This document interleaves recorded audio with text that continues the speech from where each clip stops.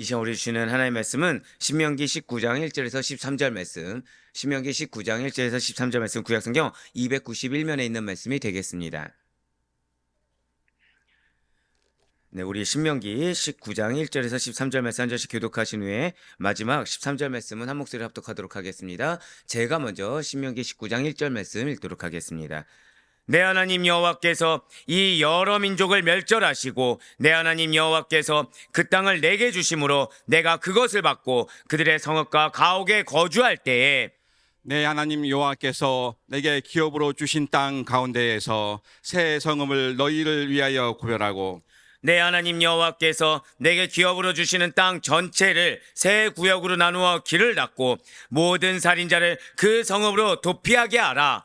살인자가 그리로 도피하여 살만한 경우는 이러하니 곧 누구든지 본래 원한이 없이 부지 중에 그의 이웃을 죽인 일, 가령 사람이 그 이웃과 함께 벌목하러 살림에 들어가서 손에 도끼를 들고 벌목하려고 찍을 때에 도끼가 자루에서 빠져 그의 이웃을 맞춰 그를 죽게 함과 같은 것이라. 이런 사람은 그 성읍 중 하나로 도피하여 생명을 보존할 것이니라. 그 사람이 그에게 본래 원한이 없으니 죽이기에 합당하지 아니하나 두렵건대 그 피를 보복하는 자의 마음이 복수심에 불타서 살인자를 뒤쫓는데 그 가는 길이 멀면 그를 따라 잡아 죽일까 하노라. 그러므로 내가 내게 명령하기를 새 성읍을 너를 위하여 구별하라 하노라. 내 하나님 여호와께서 내 조상들에게 맹세하신 대로 내 지경을 넓혀 내 조상들에게 주리라고 말씀하신 땅을 다 내게 주실 때 또 너희가 오늘 내가 너희에게 명하는 이 모든 명령을 지켜 행하여 내 하나님 여호와를 사랑하고 항상 그의 길로 행할 때에는 이 셋 외에 새 성읍을 더하여 내 하나님 여호와께서 내게 기업으로 주시는 땅에서 무죄한 피를 흘리지 말라. 이같이 하면 그의 피가 내게로 돌아가지 아니하리라.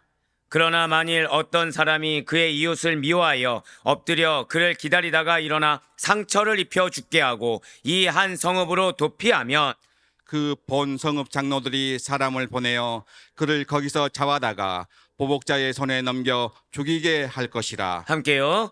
내 눈이 그를 긍휼히 여기지 말고 무죄한 피를 흘린 죄를 이스라엘에서 제하라. 그리하면 내게 복이 있으리라. 아멘. 할렐루야. 네, 오늘 베너시 살아있는 주의 말씀의 은혜를 사모함으로 말미암아 이렇게 하루의 시작을 말씀과 기도하는 것을 주께서 기쁘게 여기시사 반드시 한번 고백해 보시겠습니다. 나의 삶 가운데 말씀하여 주십니다. 네, 그렇습니다. 나의 삶 가운데 말씀하신 하나님, 그 말씀을 이루신 하나님을 믿는 믿음으로 말미암아 이렇게 새벽 기도에 함께 하시는 우리 모든 성도님들을 주님의 환영하고 축복합니다. 이 새벽에 계속해서 우리는 신명기를 통해서 은혜 받는 귀한 시간을 갖고 있습니다.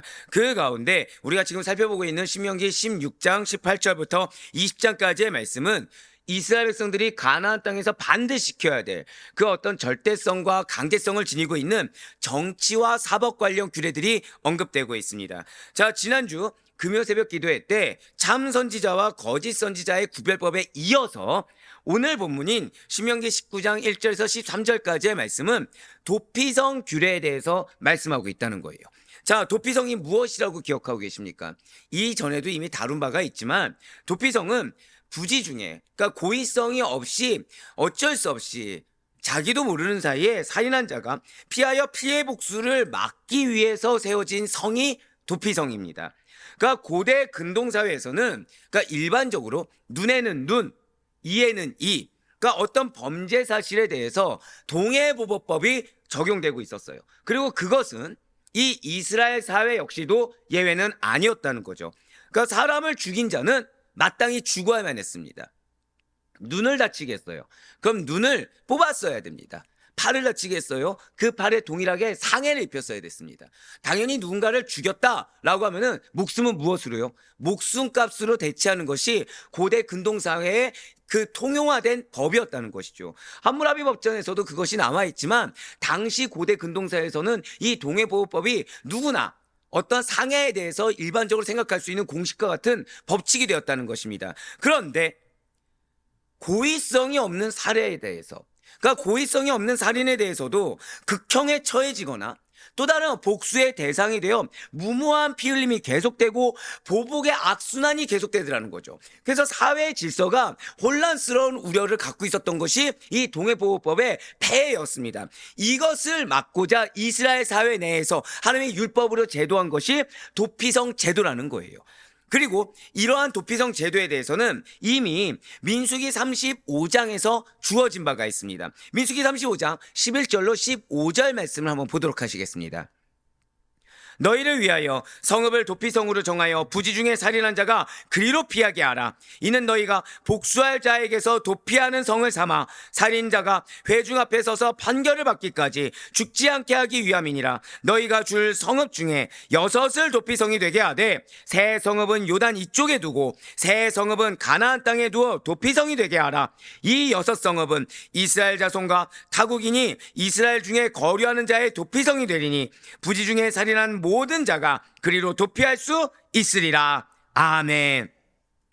지금 도피성이 몇 개 설치되었다고 나와 있습니까? 6성입니다. 네, 그렇습니다. 총 6개가 설치됐어야 돼요. 이 6개의 도피성 중에 모세가 살아있을 때, 즉 모세가 살아 생전에 이렇게 가나안에 입성하기 전에 이미 요단 동편에는 르우벤 지파, 갓 지파, 므낫세 지파, 므낫세 정확히 반지파가 분배받은 땅에 그 3곳이 지금 지정되어 있습니다. 그리고 나머지 3곳은 지금 신명기는 가나안 정착 이후의 말씀을 말씀드렸죠. 맞습니다. 오늘 본문에서 말씀하고 있는 요단 서편에서 모세가 죽고 난 다음에 가나안에 입성한 후에서야 지정되게 되어진다는 거예요. 그런데 이것을 지금 모세가 살아생전 전에는 반드시 지정하고 갈 수가 있습니다. 그런데 자칫 잘못하면 이스라엘 백성들 같은 경우에 가나안의 문화에 영향을 받게 되면 도피성을 지정하겠습니까? 아니면 동해보호법을 그대로 따르겠습니까? 당연히 가나안, 고대 근동의 문화의 흐름에는 동해보호법이 일상화되어 있었기 때문에 당연히 그들이 이 도피성이라는 것에서 놓칠 수가 있다는 거죠. 그래서 지금 모세는 다시 한 번 더 강조하고 있는 거예요. 반드시 요단 서편에 내가 죽고 난 다음에서도 이 가나안에 입성한 후에서도 이것을 반드시 지정하여야 된다라고 하면서, 자, 지금 본문이 무엇에 속한다고요? 정치와 사법 관련 규례들을 언급하고 있는 절대성과 강제성을 띤 명령에 포함시킨 것입니다. 이미 신명기 4장에 이 요단 동편에 새 도피성이 지정된 바 있다고 말씀을 드렸어요. 자, 성경에 반복은 왜라고요? 중요하기 때문에. 그러니까 자칫 잘못하면 요단 동편에 3개가 지어졌으니 서편에 무슨 필요가 있겠느냐라고 잘못 판단할 수 있기 때문에 다시 한 번 더 지금 강조하고 있다는 것입니다. 먼저 한번 신명기 4장 41절부터 43절까지의 말씀 한번 보도록 하실게요. 그때 모세가 요단 이쪽 해 돋는 쪽에서 새 성읍을 구별하였으니 이는 과거에 원한 없이 부지 중에 살인한 자가 그곳으로 도피하게 하기 위함이며 그중 한 성읍으로 도피한 자가 그의 생명을 보존하게 하기 위함이라. 하나는 광야 평연에 있는 베셀이라 르우벤 지파를 위한 것이요, 하나는 길르앗 라몬이라 갓 지파를 위한 것이요, 하나는 바산 골란이라 므낫세 지파를 위한 것이었더라. 아멘. 자, 이렇게 지금 요단 동편에 지정된 3개의 도피성이에요. 지금 3개의 도피성은 루벤, 갓, 므낫세 지파입니다. 자, 그런데 지금 가나안 입성 후에 이 3 지파는, 자, 1번, 자기들은 할당된 땅이 있으니까 정복 정쟁을 하지 않아도 됩니다. 2번, 아닙니다. 먼저 할당 받았지만 책임이 부여되었기 때문에, 먼저 받은 은혜이기 때문에 반드시 가나안 정복 전쟁을 같이 치러야 합니다. 정답은 무엇이죠? 2번입니다. 근데 문제는 이들이 정복 전쟁을 치러 가면서 자신들은 이미 다 지정이 됐고 끝냈으니 자칫 잘못하면 놓칠 수가 있다는 거예요. 그래서 지금 요단 동편에 지정된 3개의 도피성 이외에 장차 이스라엘이 하나님께서 주시기로 약속하신 가나안 땅을 다 차지할 때, 자, 하나님께서 주시기로 약속하신 가나안 땅을 다 어떻게 해야 된다고요? 반드시 다 차지해야 됩니다. 고백하실게요. 약속은 다 차지해야 합니다. 이걸 잊지 마셔야 돼요. 하나님 주신 약속은 내가 그 책임을 감당하기 싫다고 해서 그냥 일부만 차지하고 마는 것이 아닙니다. 이 정도면 족하다고 나 스스로 치부해버려서도 안 됩니다. 약속은 반드시 다 성취될 때까지 끝까지 최선을 다해야 된다는 거예요. 약속은 반드시 다 성취될 때까지 끝까지 순종해야 되는 것입니다. 그래서 다 차지할 때 3개의 도피성을 추가로 더 지정하라라는 명령이 내려지고 있다는 것이죠. 그리고 여호수아 20장에서는 이러한 요단 동편 3곳 그리고 요단 서편 3곳의 도피성 총 6개의 도피성의 이름이 잘 기록되어 있다는 거예요. 여호수아 20장 7절과 8절 말씀도 이어서 보시겠습니다. 이에 그들이 납달리의 산지 갈릴리 게데스와 에브람의 산지의 세겜과 유다 산지의 기랏 아르바 곧 헤브론과 여리고 동쪽 요단 저쪽 르우벤 지파 중에서 편지 광야의 베셀과 갓 지파 중에서 길랏 라목과 므낫세 지파 중에서 바산 골란을 구별하였으니 아멘. 자, 지금 바로 여호수아 20장 8절에 나온 게 이미 신명기 4장에 기록된 우리가 방금 전에 봤던 요단 동편에 지정된 3곳이고요. 그리고 지금 7절 말씀에 나온 납달리 지파 땅의 게데스, 그리고 에브라임 지파 땅의 세겜, 유다 지파 땅의 헤브론이 요단 서편에 새로 지정된 도피성 3곳인 것입니다. 이 도피성 3곳을 지정하라 라는 명령이 바로 오늘 본문에 기록되어 있다는 거예요. 자, 그러면서 이어서 오늘 본문인 신명기 19장 1절에서 3절까지의 말씀을 이어서 보도록 하시겠습니다. 내 하나님 여호와께서 이 여러 민족을 멸절하시고 내 하나님 여호와께서 그 땅을 내게 주심으로 내가 그것을 받고 그들의 성읍과 가옥에 거주할 때에 내 하나님 여호와께서 내게 기업으로 주신 땅 가운데서 새 성읍을 너를 위하여 구별하고 내 하나님 여호와께서 내게 기업으로 주시는 땅 전체를 새 구역으로 나누어 길을 닫고 모든 살인자를 그 성읍으로 도피하게 하라. 아멘. 자, 지금 1절부터 3절까지 지금 지겹도록 반복되는 말이 있습니다. 뭐죠? 내 하나님 여호와께서. 지금 주체가 누구라는 거예요? 하나님이라는 겁니다. 계속해서 각인시키고 있어요. 하나님께서 여러 민족을 멸절하고 너에게 그 땅을 주신 거다. 그러니까 그 땅을 누가 주셨다는 거예요? 하나님이 주셨고 멸절도 누가 하신다는 겁니까? 하나님이 하신 거예요. 그러니까 내가 만약에 멸절하지 않는다고 한다면 나는 몰라서 그랬습니다. 인간적으로 저 어린 양들을 어떻게 죽입니까? 라고 얘기할 수 있겠지만 사실은 누구의 뜻에 반발한 거죠? 하나님 뜻에 반발한 것을 지금 모세는 계속해서 강조하고 있습니다. 네, 맞습니다. 지금 가나안 땅 정복 전쟁의 주체가 하나님인 것을 먼저 말씀해 주고 있어요. 자, 2절도 또 보세요. 내 하나님 여호와께서 내게 주신 땅이라는 겁니다. 그런데 중요한 것은 왜 새 성읍을 구별하신 거예요? 누구를 위해서? 또 너를 위하여. 우리 입장에서는 아니 정복전쟁을 펼쳐서 차지했으면 됐지 뭘 또 새 성읍을 따로 구별하냐, 나 귀찮다라고 할 수 있지만 한 번 더 고백하실게요. 구별하는 것이 나를 위한 것입니다. 그걸 깨닫게 하시는 거예요. 구별하는 것이 나를 위한 것입니다. 그렇기 때문에 3절도 보시기 바라요. 내 하나님 여호와께서 내게 기업으로 주신 땅, 역시 지금 2가지를 한꺼번에 포함하고 있죠. 주체가 누굽니까? 하나님이시라는 거. 그렇기 때문에 그 땅을 나누고 그 땅에 대해서 어떤 관리하는 그 모든 영역은 누구에게 있는 것입니까? 하나님 말씀대로. 하나님 말씀대로 반드시 새 구역으로 나눠야 된다는 거예요. 지금 요단 서편에 추가로 도피성 3개를 지정해야 되는데 구체적으로 언제 도피성을 그래서 정해야 될지, 설정 방법은 어떠해야 하는지에 대해서 상세하게 알려주고 있습니다. 지금 알려주기 전에 주체가 누구라는 걸 계속해서 강조하고 있으니까 하나님, 그래야 말을 듣거든요. 그래야 그대로 행하거든요. 알려준다고 해서 실행하지 않으면 무슨 소용이 있겠습니까? 그래서 알려주는 데 있어서 주체가 하나님이시기 때문에 한 번 더 고백하실게요. 반드시 해야 합니다. 예, 맞습니다. 앞서도 말씀드렸다시피 지금 이 도피성 규례가 정치와 사법 관련, 그 사회 관련 규례, 절대성과 강제성을 지닌 그 말씀에 속해 있다는 걸 잊지 말아야 됩니다. 예, 반드시 행해야 된다는 거예요. 실행 시기는 지금 1절에서 다시 한 번 더 보시면 1절에서 나온 것과 같이 이스라엘 백성들이 가나안 땅에 정착한 다음에 도피성을 지정해야 됩니다. 그리고 2절과 3절 말씀은 도피성 설정 방법에 관한 내용인데, 가나안 땅 전체를 3개 구역으로 나눈 다음에 도로를 닦아 놓아야 된다, 길을 닦아 놓아야 된다라고 알려주고 있어요. 자, 지금 3절에 붉은색 표현된 부분을 특별히 보시면 길을 닦고 도로를 닦고, 즉 지금 이렇게 길을 닦아 놓으라, 도로를 닦아 놓으라 라는 명령을 우리가 자칫 잘못 이해돼서 도피성으로 들어가기 위한 길을 닦아 놓아야 한다라고 생각할 수도 있습니다. 하지만 지금 본문에서 말하고 있는 뜻은 그런 뜻이 결코 아닙니다.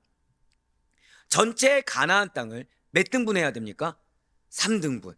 세 구역으로 나누라고했죠. 3등분하여 3개의 도피성강의 거리를 균등하게 되도록 그 길이를 잘 재보아야 된다는 거예요. 한번 고백하실게요. 균등하게 나누라. 네, 그렇습니다. 길이를 잘 재보라는 뜻입니다. 이것이 좀 중요합니다. 지금 그냥 단순히 도피성으로 들어가기 위한 길을 잘 닦아놓으라 이 뜻이 아니라 거리를 균등하게 되도록, 3개 도피성 사이의 거리를 균등하게 되도록 길이를 잘 재서 설정해야 된다라는 그런 뜻입니다. 그렇습니다. 어느 지역에서나 이 도피성에 이르는 거리가 차이가 나지 않아야 됩니다. 자, 방금 뭐라 말씀드렸어요? 어느 지역에서나 어느 곳에서나 도피성으로 오는 거리가 어떻게 해야 된다고요? 동일해야 됩니다. 저는 이것은 정말 신비로운 거라 생각하고 있어요. 그러니까 왜 우리가 이 인문학적으로 7대 불가사의 그런 거 보면 피라미드 같은 경우에 이게 정말 계산이 막 딱 맞다고 하지 않습니까? 지금 이 도피성 역시도 어느 곳에서나 그 거리가 어떻게 된 거예요? 똑같이 지정된 겁니다. 어느 곳에서나. 이처럼 3개의 도피성 간에 동일한 거리, 한번 고백하실게요. 동일한 거리. 이게 좀 중요합니다. 3개의 도피성 간에 동일한 거리를 강조하고 있는 이유가 있습니다. 그것은 자신이 사는 지역에서 도피성까지의 거리가 너무 먼 거예요. 그러니까 지역을 할당받았는데 내가 살고 있는 지역은 도피성 간의 거리가 너무 먼 겁니다. 그래서 피해 복수를 하러 온 자에 의해 죽임을 당하는, 어떠한 하나님의 배려를 받지 못하는 불이익을 없애기 위해서입니다.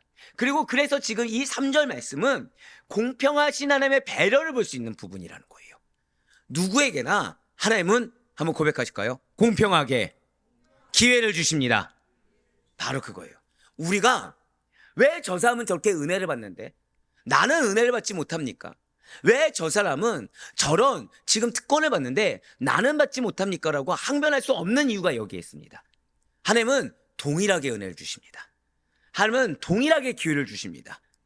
우리가 그런데 내가 차별성 있게 느껴지는 거, 나는 그렇게 받지 못하게 느껴지는 거, 나만 억울한 것처럼 느껴지는 이유는 하나님이 균등하게 기회를 주지 않아서가 아니라 내가 하나님께서 지금 균등하게 길이를 잘 재봐야 된다고 설정하신 그 말씀대로 행하지 않았기 때문인 것입니다. 고백하실게요. 반드시 말씀대로 순종해야 합니다. 말씀대로 순종하지 않으면서 하나님께서는 지금 도피성 자체를 균등하게 길이를 잘 재서 설정해야 된다라고 했는데 나는 이 균등하게 하는 이 말씀대로 하는 것이 너무 책임지기가 싫었던 겁니다. 그래서 내가 그 말씀에 순종하지 않았어요. 그러면서 나도 모르는 사이에 내가 설정된 곳이 도피성과 거리가 먼 거에 대해 왜 나는 이렇게 거리가 먼 겁니까? 라고 항변할 수가 없다는 거죠. 이미 하나님께서 여러분들에게 말씀을 주셨습니다. 믿으십니까? 이 말씀에는, 한번 고백하실게요. 말씀에는 나를 향한 공평한 기회가 있습니다. 그거를 아셔야 된다는 거예요. 이 3절 말씀이 의미하는 바가 바로 그것입니다. 공평하신 하나님의 배려하심이 있어요. 나에게 말씀을 주실 때, 명령을 주실 때는 이유가 있는 겁니다. 나만 희생하는 것 같고, 굳이 이거는 너무 번거로운 것 같고, 내가 더 희생하는 것 같고, 그것은 미혹입니다. 하나님께서 말씀하실 때는 나중에 불이익을 당하지 않게 하기 위해서, 지금 내가 무언가 더 많은 희생을 하나님께서, 지금 이스라엘 백성들 입장에서는 가나안 전쟁도 힘들어 죽겠는데, 자, 전쟁이 끝났어요. 뭐 해야 되죠? 전쟁이 끝났습니다. 자, 1번 또 일을 해야 됩니다. 2번 쉬어야 됩니다. 쉬어야 되죠. 근데 지금 하나님은 뭐 하라는 거예요? 자, 이 도피성 언제 지금 지정하라는 겁니까? 가나안 정복 전쟁 끝난 후입니다. 자, 끝난 후에 쉬어야 되는데 이거를 아무 데나 하는 것도 아니고 거리를 어떻게 하라고요? 균등하게 분배해 가면서, 즉 심혈을 기울여서 도피성을 설정해야 된다는 거, 쉬울까 어려울까요? 너무 어렵겠죠. 그런데 하나님께서 이렇게 명령하신 것은, 자, 지금 신명기 말씀은 무엇을 위한 말씀이라고요? 장구하게. 맞습니다. 즉 가나안 정복 전쟁 끝난 후에 그때 하나님 말씀대로 순종해서 도피성을 지정해 놓으면 그 누구도 불이익을 보지 않게 됩니다. 그 누구도 피해를 보지 않게 됩니다. 근데 그것을 말씀대로 하지 않고, 그것을 명령대로 하지 않고, 나는 지금 정복전쟁 끝난 직후니까 힘들어서 쉬어야겠다, 나는 이거를 나중에 하겠다, 미루면 결국 그 불이익은 누구에게 오게 됩니까? 내가 맞이하게 된다는 거예요. 한번 더 고백하실게요. 말씀을, 명령을 주실 때는 이유가 있습니다. 그걸 기억하셔야 된다는 거예요. 내가 지금 힘겹게 이걸 감당했는데 왜 지금 나에게 또 무언가 요구하느냐? 또 무언가 요구하는 것이 아닙니다. 나중을 위해서 지금 먼저 말씀해 주시는 거예요. 나중을 위해서 지금 먼저 하나님께서 명령하신 겁니다. 왜요? 나중에는 반드시 불이익을 받게 되기 때문에. 불이익을 받지 말라고 지금 그 명령이 나에게 주시는 공평한 기회가 된다는 사실을 반드시 깨닫게 주시기 바래요. 그래서 분별해야 됩니다. 분별하지 않으면 인간적인 생각과 인간적인 감정 때문에 나중을 위해서 지금 미리 나에게 공평한 기회를 주시는 거, 지금 나를 배려해서 하신 말씀을 온전히 받아들일 수가 없게 된다는 거죠. 우리는 그래서 분별함으로 말미암아 나를 향해 나를 배려하사 먼저 말씀하신 하나님의 말씀에 아멘으로 순종하여 나중을 미리 대비할 수 있는 우리 모두가 되길 간절히 소망합니다. 그러면서 이어서 신명기 19장 4절에서 7절까지는 도피성으로 피신해서 생명을 건질 수 있는 자에 대해서 지금 규정해 주고 있습니다. 4절부터 7절까지의 말씀입니다. 살인자가 그리로 도피하여 살만한 경우는 이러하니 곧 누구든지 본래 원한이 없이 부지 중에 그의 이웃을 죽인 일, 가령 사람이 그 이웃과 함께 벌목하러 삼림에 들어가서 손에 도끼를 들고 벌목하려고 찍을 때에 도끼가 자루에서 빠져 그의 이웃을 맞춰 그를 죽게 함과 같은 것이라. 이런 사람은 그 성읍 중 하나로 도피하여 생명을 보존할 것이니라. 그 사람이 그에게 본래 원한이 없으니 죽이기에 합당하지 아니하나 두렵건대 그 피를 보복하는 자의 마음이 복수심에 불타서 살인자를 뒤쫓는데 그 가는 길이 멀면 그를 따라 잡아 죽일까 하노라. 그러므로 내가 내게 명령하기를 새 성읍을 너를 위하여 구별하라 하노라. 아멘. 자, 특별히 4절과 7절에 붉은색으로 표현된 부분 한번 보시길 바래요. 지금 모든 살인자들이 도피성으로 피할 수 있는 것이 아닙니다. 4절과 6절의 붉은색이네요. 모든 살인자들이 도피성으로 피할 수 있는 것은 아닙니다. 본의 아니게 고의성이 없는 살인자들이 피할 수 있는 곳이 도피성인 것입니다. 어떤 악한 마음을 가지고, 악한 의도를 가지고, 그 어떤 악한 의지를 가지고 행한 자들이 피할 수 있는 곳이 아니라 정말로 어쩔 수 없이 본의 아니게 살인을 저지른 자들이 피할 수 있는 곳이 도피성이라는 거예요. 그런데 도피성이 너무 멀어버린 겁니다. 너무 멀면 복수를 하고자 달려오는 자의 추격을 피해서 도피성까지 가기가 당연히 힘들겠죠. 그 과정에서 복수하고자 하는 자에게 죽임을 내가 당할 수가 있다는 겁니다. 그래서 가나안 땅 어디에서든지 너무 멀면 안 되기 때문에 각 지역별로 3개의 도피성을 추가로 지정하라 라고 명령하고 있다라는 거예요. 어느 곳에서나 균등하게 도달할 수 있도록, 어느 곳에서나 기회를 부여받을 수 있도록, 어느 곳에서나 불이익을 당하지 않을 수 있도록 3개를 추가로 지정하라 라는 지금 명령을 추가적으로 설명해주고 있다는 거죠. 그러면서 이어지는 신명기 19장 8절에서 10절까지의 말씀은 도피성 3곳의 추가 지정 명령과 함께 도피성 제도의 근본 목적에 대해서 설명하고 있습니다. 이에 대해서는 이미 앞에서도, 그리고 우리가 출애굽기, 그리고 우리가 신명기 4장 통해서 이미 말씀드린 내용이 계속해서 반복되고 있기 때문에 추가 설명 없이 지나가서 마지막으로 신명기 19장 11절부터 13절까지의 말씀을 보도록 하실게요. 그러나 만일 어떤 사람이 그의 이웃을 미워하여 엎드려 그를 기다리다가 일어나 상처를 입혀 죽게 하고 이 한 성읍으로 도피하면 그 본 성읍 장로들이 사람을 보내어 그를 거기서 잡아다가 보복자의 손에 넘겨 죽이게 할 것이라. 내 눈이 그를 긍휼히 여기지 말고 무죄한 피를 흘린 죄를 이스라엘에서 제하라. 그리하면 내게 복이 있으리라. 아멘. 자, 지금 여기에서는 도피성으로 피할 수 없는 자에 대해서 설명해 주고 있습니다. 고의로 살인한 자가 도피성으로 피신할 경우에 그 성읍의 장로들은 그를 잡아 피해 그 보복자의 손에 넘겨 죽이도록 해서 백성들 중에서 악을 제하라 라고 명령하고 있어요. 이것은 결국 무엇입니까? 결국 이 말씀은 도피성이 결코 행악자, 위법자, 악한 자의 은신처가 될 수 없음을 일러주고 있는 것입니다. 이 부분이 굉장히 중요해요. 자, 도피성이 무엇이 될 수 없다고요? 행악자의 은신처가 될 수 없다. 위법자의 은신처가 될 수 없다. 그러니까 마음에 어떤 악한 의도를 품고서 살인한 자의 은신처가 될 수 없다는 겁니다. 자, 반복해서 말씀드린 이유가 있겠죠.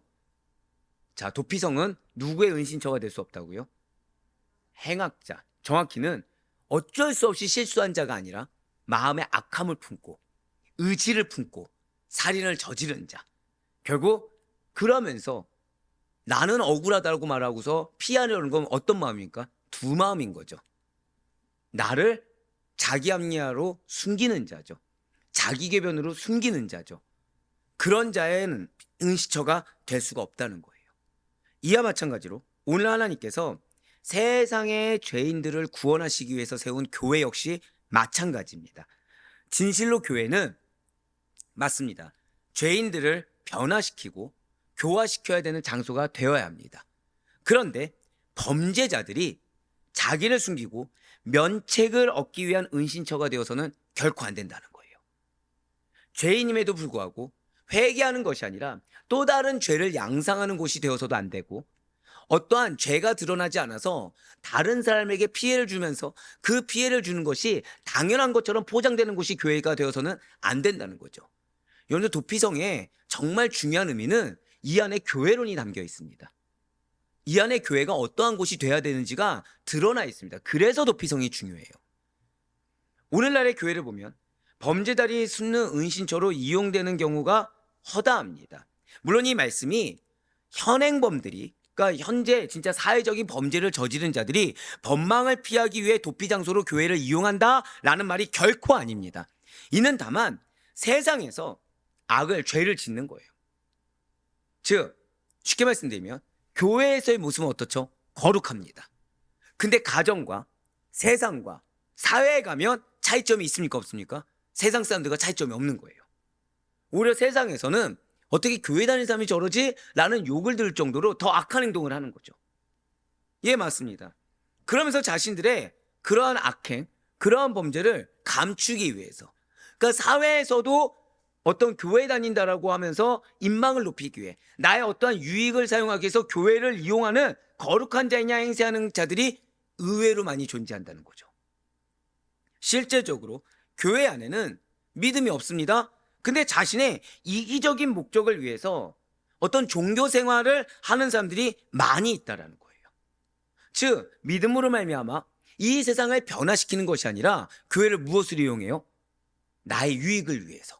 마치 어떻게 해요? 도피성이 어쩔 수 없이 본의 아니게 부지불식 안에 나도 모르는 사이에 살인한 자들을 위해서, 정말 억울한 자들을 위해서 마련한 장소인데, 그 장소를 나의 어떠한 의지를 갖고 이기적인 욕심을 갖고 살인을 저질러 놓고서 거기를 피신하려고 하는 것처럼 교회를 악용한다라는 것입니다. 실제적으로 이런 자들이 교회에 많아지면 많아질수록, 그래서 교회가 그러한 자들을 구별하지 못하고 깨지 못하고 그들의 회개로 이끌지 못해서 그런 자들이 오히려 더 득세를 많이 하기만 하고 한다면 교회는 점차 세속에 물들고 그들의 죄된 습관은 성도들에게 악한 영향을 미치게 된다는 거예요. 뭐라 말씀드렸어요? 죄된 습관이 악한 영향을 미치게 된다는 겁니다. 그래서 은연중에 모르는 사이에 그들의 어떤 말 습관을 본받게 되고 그들의 방향을 본받게 되며 그들의 어떠한 행동 양식을 따라하기 시작한다는 거예요. 그래서 오히려 열심히 일하는 자들이 점점 더 낙심하게 됩니다. 오히려 앞장서서 일하는 자들이 일을 못하게 됩니다. 왜요? 보통 그런 자들은 일을 하기보다는 남이 한 것에 대해서 내가 숟가락을 얹으려고 하고, 남이 한 것을 깎아내리고 그 자리를 자기가 차지하려고 하거든요. 그러면서 그 사역 가운데서도 나의 어떤 이기적인 욕심을 채우는 용도로 점차 악용한다는 것입니다. 그러니 교회가 문제가 생길까요, 안 생길까요? 당연히 생기겠죠. 근데 그 생길 때도 자신들이 드러나는 것이 아니라 오히려 정말 충성된 자들이 십자가를 지는 경우가 허다하다는 거예요. 결국에는 이런 자들로 인해 교회는 병들게 되고 마침내는 치명적인 결과를 맞이하게 된다는 것이죠. 그렇기 때문에 교회와 성도들은 지금 오늘 도피성 마지막에 말씀한 것처럼 이런 악한 자들이 발을 붙이지 못하도록 해야 된다는 거예요. 반드시 근절해야 된다는 것입니다. 진실로 교회는 어떤 곳입니까? 자기 죄에 대해서 애통해하며 끝까지 주님만을 의지하고 구원을 얻고자 하는 자들의 피난처가 되는 것이지, 악한 자들이 자기 죄를 숨기기 위해서, 악한 자들이 자기의 욕망을 채우기 위한 은신처가 될 수가 없다는 것입니다. 이미 이에 대해서 사도 바울은 이렇게 선포한 바가 있습니다. 고린도전서 5장 12절과 13절의 말씀, 그리고 디모데전서 5장 20절의 말씀을 같이 보시겠습니다. 밖에 있는 사람들을 판단하는 것이야 내게 무슨 상관이 있으요리마는 교회 안에 있는 사람들이야 너희가 판단하지 아니하랴. 밖에 있는 사람들은 하나님이 심판하시려니와 이 악한 사람은 너희 중에서 뭐하라고요? 내쫓으라. 범죄한 자들을 모든 사람 앞에서 꾸짖어 나머지 사람들로 두려워하게 하라. 아멘. 교회는 이렇게 해야 된다는 거예요. 무언가 범죄를 저질렀으면 그에 대해서 권면할 수 있죠. 듣습니까? 안 듣습니까? 안 들으면 두세 사람이 권면해야겠죠. 그래도 안 듣습니다. 그때 어떻게 해야 된다고요? 꾸짖어 내쫓아야 된다는 거예요. 징계해야 된다는 것입니다. 왜요? 고백하실게요. 교회에 대한 정결함을 지켜야 합니다. 예, 맞습니다. 교회는 하나님의 거룩한 몸이기 때문에 교회에 대한 하나님이 명하신 그 정결함을 지킬 수 있어야 됩니다. 교회는 교회다워야 된다는 것이죠. 그렇기 때문에 오늘 도피성에서 말씀한 것처럼 결국 도피성에서 가장 중요한 것은 무엇입니까? 도피성의 존재 목적을 잊지 말라는 거예요. 즉 도피성을 누가 주신 겁니까? 하나님께서. 그래서 오늘 말씀에 계속해서 주구장창 강조해서 말씀드렸던 것이 하나님께서 우리에게 주셨다. 하나님께서 우리에게 명하셨다. 결국 그 주권이 주체가 누구라는 거예요? 하나님이 되신다.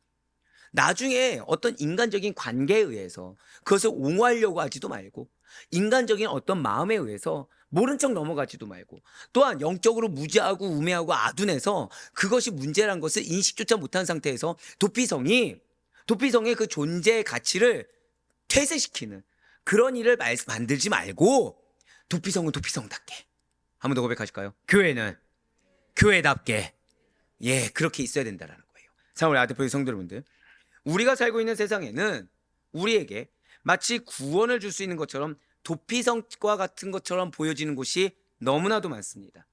세상의 모든 종교나 철학, 돈, 도덕, 이데올로기, 인간의 관계, 이런 것들이 우리에게 마치 구원을 줄 수 있는 것처럼, 우리에게 어떤 해결을 줄 수 있는 것처럼 유혹하는 것이 많다는 거예요. 그리고 실제로 이런 것들은 교회 안에서도 튼탑니다. 내가 아니어도 될 것처럼 여기게 합니다. 또는 세상에 무언가가 필요한 것처럼 여깁니다. 또는 어떠한 세상적인 영향력이 교회 안에 들어와서 교회가 더 부흥하기를 원하는 그런 세력들도 존재합니다. 하지만 그런 것들은 우리에게 일시적인 만족이나 안식을 줄 수 있는 것처럼 보여지거나 느껴질 수 있지만 그것은 말 그대로 착각에 불과합니다. 교회가 정말 은혜가 충만할 수 있는 것, 우리의 가정이 은혜가 충만할 수 있는 것은 교회가 교회다울 때, 가정이 정말 하나님께서 명하신 그 가정에 합당하게 쓰임받을 때입니다. 물론 그 과정은 지난하고 힘들 수 있어요.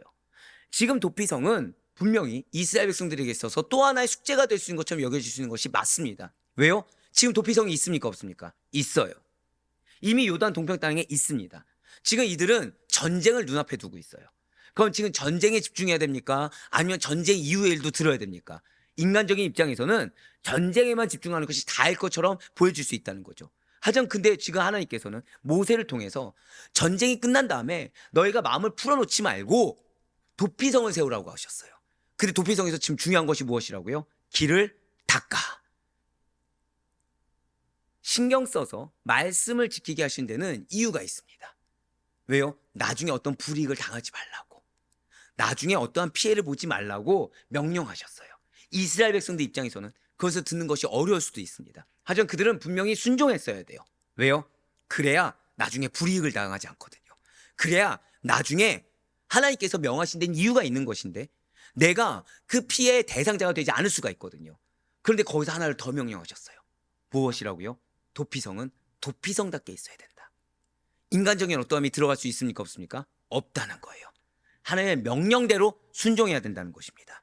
네, 맞습니다. 우리가 인간적으로 미혹되는 거, 우리가 분별하지 못해서 나도 모르는 사이에 어떤 악한 영향을 받는 거, 이거는 우리에게 어떠한 만족과 평안을 줄 수가 없습니다.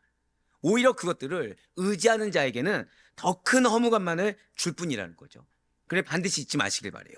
우리의 진정한 도피성은 오직 단 하나, 예수 그리스도이십니다. 오늘 이 도피성의 주체가 누구라고요? 하나님이셨어요. 마찬가지로 교회의 주인 누구십니까? 예수 그리스도, 하나님밖에 없어요. 우리의 삶의 주인 누구십니까? 예수 그리스도, 하나님밖에 없습니다. 그 하나님께서 나에게 명령하신 것은 철저하게 길을 닦아야 됩니다. 철저하게 말씀대로 순종해야 됩니다. 내 육신의 상태, 내 현재의 상태가 핑계될 수가 없습니다. 그러면 변질될 수밖에 없어요. 그러면 반드시 불이익을 볼 수밖에 없습니다. 왜 이 사람은 가만히 있어도 저렇게 은혜를 받는데 왜 나는 계속해서 집만 주어지냐, 이런 말을 해서는 안 됩니다. 왜요?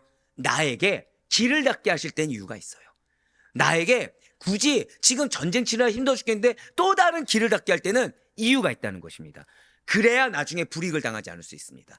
불이익이 아니라 오히려 그 은혜의 수혜자는 누가 되는 것입니까? 내가 되는 거예요. 모든 죄인들에 대해 차별 없이 공평하신 당신의 의를 기준으로 판단하시고 심판하실 우리 주님만이 소망이십니다. 그 주님이 나에게 명령하신 거, 어제 말씀드린 것처럼 말씀이 무엇이라고요? 우리 마지막 절단 고백하실게요. 나에게 명령하신 것이 특권입니다. 이걸 기억하시길 바라요. 이걸 기억하시길 바랍니다. 지금 나에게 명령하신 것은 이미 하나님께서는 우리의 미래까지 아시는 하나님이십니다. 믿으십니까? 많은 분들이 이걸 많이 놓쳐요. 현재에 매이느라, 현재 나의 육신의 상태, 현재 나의 마음 상태, 현재 나의 현실의 상태 때문에 미래까지 계획하신 하나님을 놓치게 되십니다. 그런데 지금 오늘 도피성, 지금 길을 닦아, 이게 중요한 이유를 말씀드렸죠. 왜요? 나중에라도 불이익을 당하지 않게 하기 위해서. 여러분들의 명령하신 것은 지금만이 아니라 나중을 위한 말씀이기도 합니다.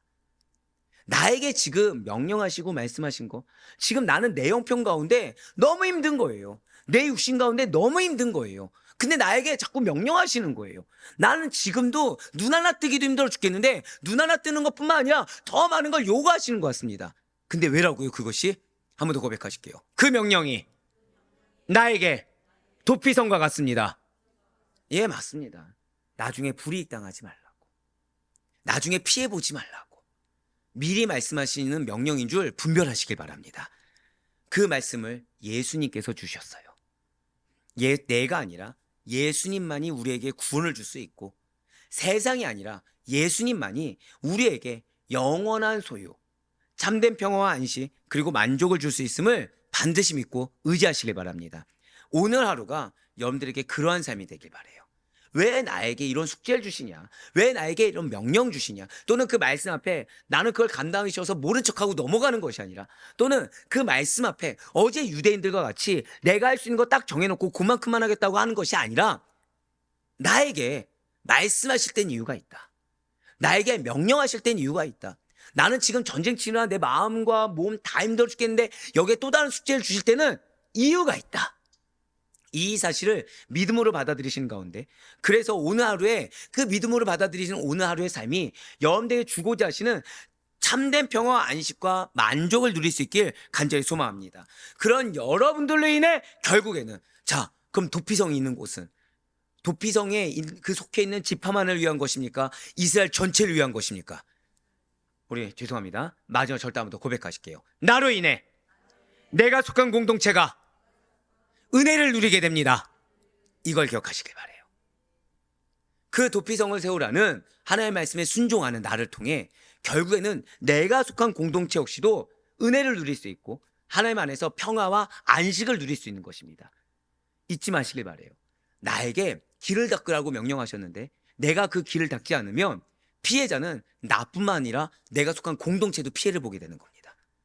내가 분별해서 서 있어야 되는데 내가 분별해서 서 있지 않고 여기까지 닦아야 돼. 이 거리를 굳이 이렇게까지 잴 필요가 뭐가 있겠어. 이 정도만 하면 되겠지. 이게 결국에는 나도 모르는 사이에 나뿐만 아니라 내가 속한 공동체에 피해를 주게 되는 것입니다. 하지만 순종했을 때 이 유익은 나뿐만 아니라 모두의 유익이 되는 것이며 결국 그 순종은 내가 생각했을 때는 하나님과 나 사이의 개인의 순종의 상급뿐만 아니라 공동체의 유익으로 인한 상급까지 나의 것이 됨을 잊지 마시길 바래요.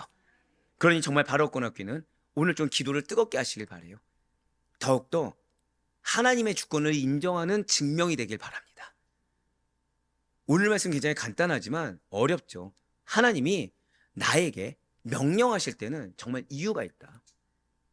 나 이전에도 이만큼 했는데 지금 전쟁을 치는 지 얼마 안 됐는데 또 나에게 무엇을 요구하셔가 아니라 언제까지 이걸 계속해야 되냐가 아니라 하나님께서 나에게 지금 또 다른 도피성을 세우시게 하실 때는 이유가 있다.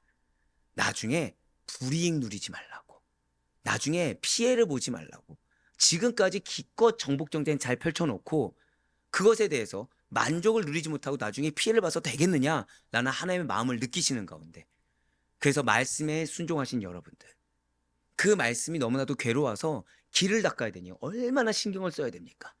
그것이 힘들고 괴롭다고 하더라도 순종하는 여러분을 통해 염대의 공동체가 유익을 누리고 염대의 공동체가 하나님만이 줄 수 있는 그 참된 만족과 안식을 누릴 수 있는 그 특권의 시작이 되는 하루가 될 수 있기를 주님의 이름으로 간절히 축원합니다.